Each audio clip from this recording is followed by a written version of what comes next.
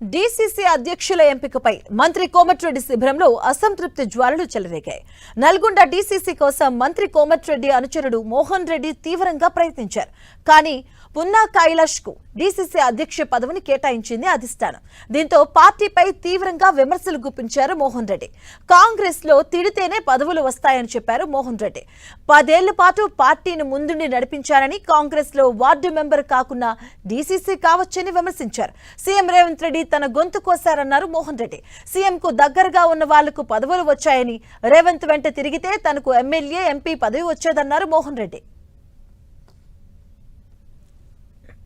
Congress party నాయకులు తిడితేనే పదవులు వస్తాయని నాకు అర్థమైంది.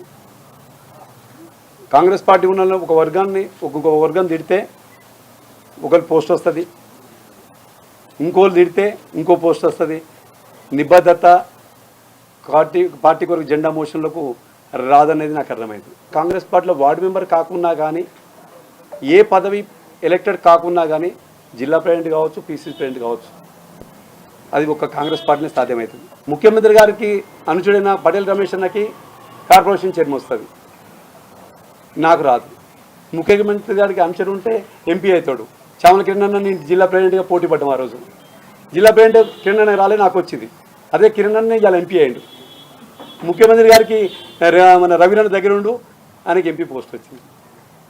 అంటే నాకేమనిపిస్తుంది అంటే, నేను బూత్ స్థాయిలో పనిచేయడం అనేది కరెక్ట్ కాదని నాకు అనిపిస్తుంది. గత 2 సంవత్సరాలకి వెళ్ళి అధికారము టీఆర్ఎస్ పార్టీ నుంచి వచ్చిన కావచ్చు, ఇళ్ళకెళ్ళి కాంగ్రెస్ పార్టీ నుంచి అలా పోయిన మళ్ళీ వచ్చి రిటర్న్ వచ్చిన కావచ్చు, ఎక్కడ అవపడకుండా మీ ఎమ్మడి తిరిగితే మాత్రం నికార్సైన కాంగ్రెస్ కార్యకర్తలు మాత్రం వాళ్ళని తరిగి కొట్టడానికి సిద్ధంగా ఉండని సందర్భం చేస్తున్నా. నా గురువు గారు కోమటిరెడ్డి గారు తలుచుకుంటే అనుకుంటే ఆయన నాకు 24 గంటల్లో ఆర్టీసీ చైర్మన్ తీసుకొచ్చే కేపబుల్ ఉన్న లీడర్.